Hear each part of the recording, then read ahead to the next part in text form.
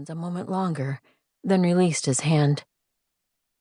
I must be honest with you, Mr. O'Connell. The only reason I'm looking for work is so I can afford to make repairs to my cabin. Once they're done, I'll give my notice. I came from Portland to write a novel, not to clean other people's houses. You're a writer? She nodded, then smiled wryly.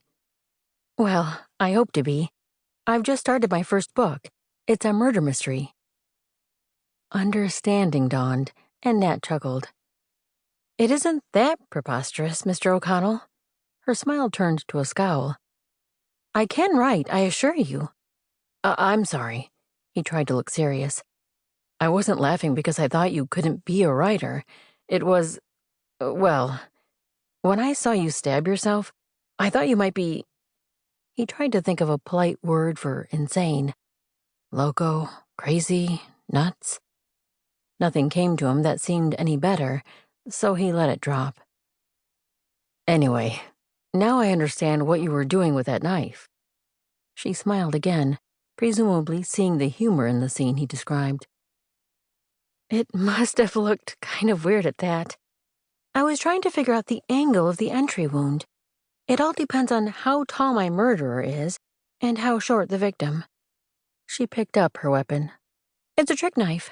It's got a retractable plastic blade. See? It's harmless. Definitely odd, he thought as he watched her demonstrate how the knife worked. But cute, too. Shayla pointed with the blade toward a wooden bench. Would you like to sit down while we talk about your job offer?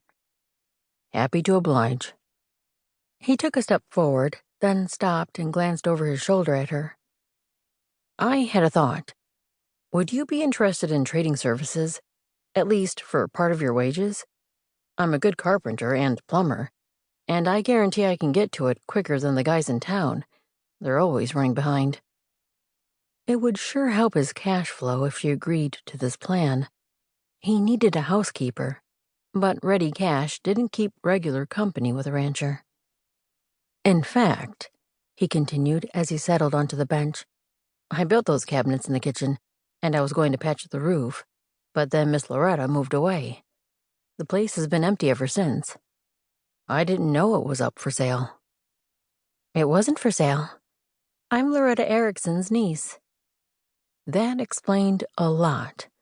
Miss Loretta was also a strange one. Her great-niece, actually. Aunt Loretta was my grandmother's younger sister. Was? She passed away this spring. I'm sorry. I hadn't heard. She was a nice old lady. I liked her a lot. She was the best. Shayla looked toward the cedar-shake roof of the cabin. She left me this place in her will. Only I remembered it as being in a whole lot better shape than it is now. Of course, it's been 20-some years since I was here for a visit. I was about 7 or 8, so maybe I didn't notice the things that were wrong. She shook her head. I wish I'd come again before she was forced to move away. She loved it here. I wish I'd... She let her words drift into silence as her eyes filled with tears. Nat didn't say anything. He knew firsthand about losing someone you love. The hurt didn't go away overnight. It took time. Sometimes it took years.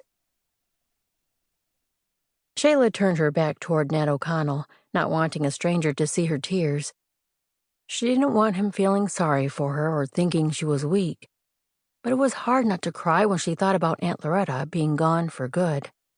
Even though they'd never lived in the same state, or seen each other often through the years, she and her great-aunt had shared a special bond, a unique understanding of each other. Aunt Loretta was the only family member who hadn't told her she needed to be practical and responsible. Her aunt had encouraged Shayla to follow her dreams, to take chances in life.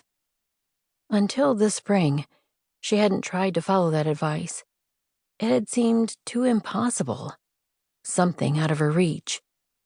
Moving away from her family, writing a novel, crazy ideas that were doomed to fail. But because of Aunt Loretta, she'd been given a chance.